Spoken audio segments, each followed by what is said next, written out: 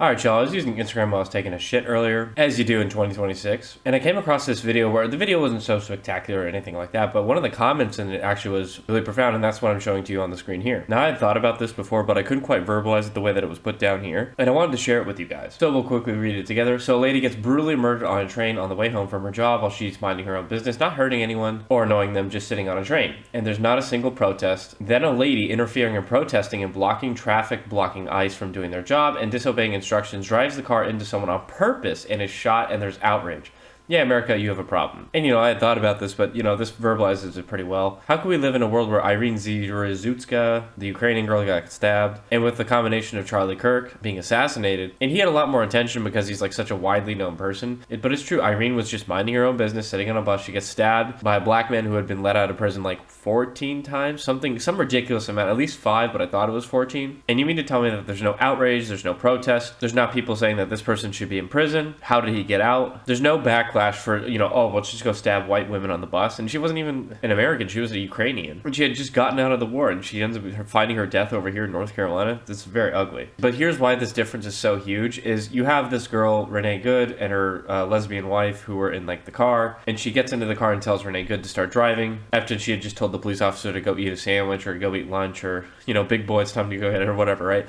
That is complete and total, maybe not provocation, but it's certainly antagonism. Would you really talk to your grandma that way? No, obviously. You're going to talk to someone that you don't like that. So the difference here is they're trying to make her a victim, someone who was completely provoking the officer, totally antagonizing. This is the type of behavior you would see from, a younger sibling antagonizing a slightly older sibling, and the older sibling, and they really, really, really hate their older sibling in that moment. And so they're going to say almost whatever comes off the tip of their tongue. It's usually not sexy, but like this, hey, why don't you go get lunch better, big boy? It's completely and totally antagonizing. And when you have Irene, she was minding her own business, sitting on the bus, looking at her phone the whole time, and she gets stabbed in the neck violently, and she's bleeding all over the place. And worse yet, nobody really came to her aid. Whereas you see on this is completely lighting, not only is it lighting the internet on fire, there are protests everywhere. And while it hasn't gotten to the peaceful protest status, and they certainly haven't burned down any Wendy's or anything like that yet, the amount of antagonism and hostile will towards police and armed enforcement officers and all that jazz is really just ridiculous. This is why it's so sinister. Not only did you not have riots and you only had peaceful gatherings, sorry, we use the word peaceful here to really mean something else.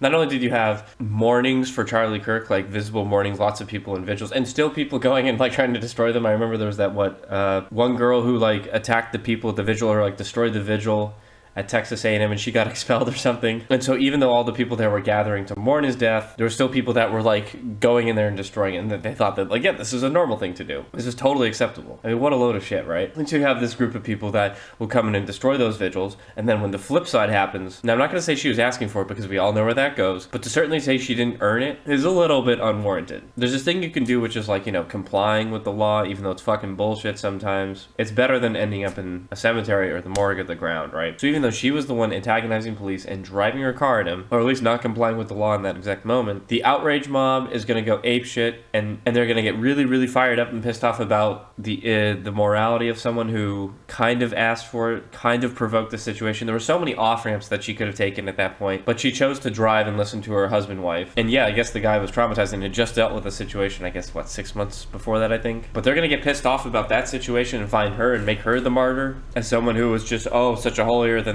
person. She was a husband or a wife or whatever, however it works in lesbians. I never know how the relationship status works. Which one's the husband? Which one's the wife? Do they spin the bottle? Do they put it on red and black? I don't really know how that status works. But they're going to choose that person and put them into sainthood and canonize them, rather than someone who is going out of their way to try to convince people with debate and public discourse that maybe their position isn't so strong, or even worse, a totally innocent girl who gets stabbed, and there's just nothing that happens from that. This is pretty fucked up, but this is how their world works. They try to canonize whoever they can and whoever's convenient for their agenda. And I don't know if Minneapolis has an all-star Hall of Fame going on over there, but this is very similar to George Floyd, right? I mean, how long did we have to hear that was unprovoked? And even though, yes, it's sad that he died, we all get it. It's always sad when someone dies. Life is precious. What is so hard about that? Can we get past the most obvious part of that statement? and just accept that, yes, death is not good. Nobody's going to fight back on that for the most part. But think about all the off-ramps that could have been taken prior to that situation, and yet they chose to canonize him when he was not complying with the law, not complying with the officer, and Derek Chauvin was just doing what he was doing. As an officer, I think that was the Minneapolis knee on the neck protocol that they were taught, as far as I know. And I mean, again, that is so long ago at this point. But look at that.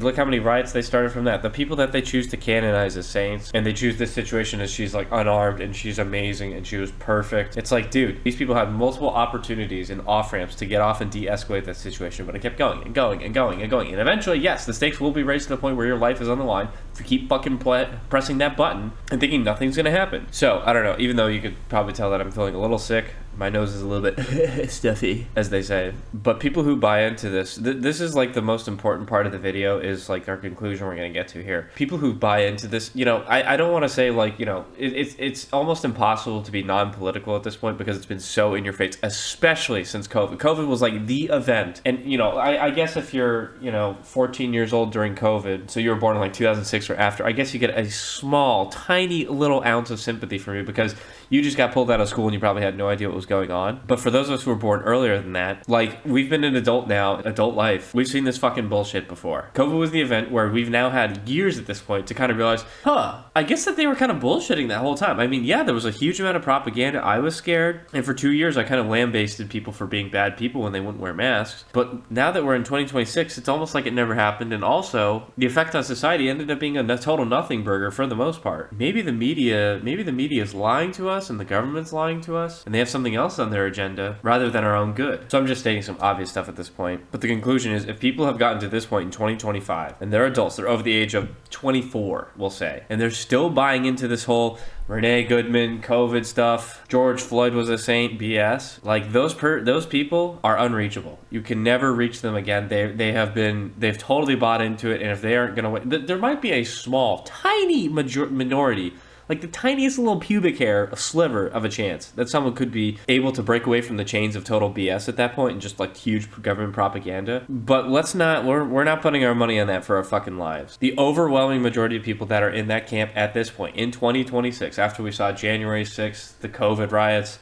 COVID as a whole. Sorry, I meant the peaceful protesting summer of love. But at this point, if they are still finding a way to sympathize with like the Renee Goodman types and the George Floyds of the world, they're just unreachable. There's nothing you can say or do that will get them to believe what you say and totally unwire them from all of that. If they're still wired in, at this point, they're so deep in that nothing you can do or say would ever really be able to fix that, really. They have made their decision, they've made their bed, they have to lie in it, and as you've also made your bed and you have to lie in it, right? The decisions we've gotten to this point and the conclusions we've made, for the most part, are what dictate our lives. It will continue to dictate their lives, and it will continue to dictate our lives. So I'm not saying we shouldn't try, but after a certain point, you just have to say, look, this is just a lost cause. There's no point in putting this in. The sunk cost might suck, but it's better than continuing to invest additional resources on your part, whether that be time, money, or whatever, in trying to help these people. I'm not trying to say it's the most obvious thing in the world, but at this point, you have to really do some mental gymnastics in order to really still fully buy into the whole George Floyd, Renee Goodman sort of thing. So the best thing you can do, just cut yourselves off from these people, get them away from yourself and their lives. It'll save you a huge headache, because if they can't figure out the mental gymnastics that they're doing to buy into all this BS, then there's going to be some sort of leak in their personality where you might not anticipate it, but it could blindside you, and it's just better as a whole to oust them or oust yourself out of that. And trust me, in 2026, mental sanity is key. It is very easy to lose your sanity in this world if you don't have principles and you don't have a structure dictating your mind and what you choose to do. You don't want to add things that'll detract from your mental sanity at this point. Also, another huge thing that you're not seeing is you're not seeing people walk it back. And worse, you're not seeing people actively say, guys, we need to stop fucking doing this. The whole reason that we're losing this thing is because people think that we're associating with this and we're supporting this. They have to be verbally condemning it, verbally saying, guys, fucking stop it. Cut it out. Look how much credibility we've lost because of shit like this. People think that we're like demonic at this point because we're all gas, no brakes. So I thought that would be a fun thing to put. I would have made this video a day or two ago, but as you can tell, I still feel a little bit not amazing, and my voice is not particularly sexy at the moment. So anyway, thanks for coming by. We've had a really interesting start to 2026, that's for sure. Who knows, maybe it'll get peaceful before you know it.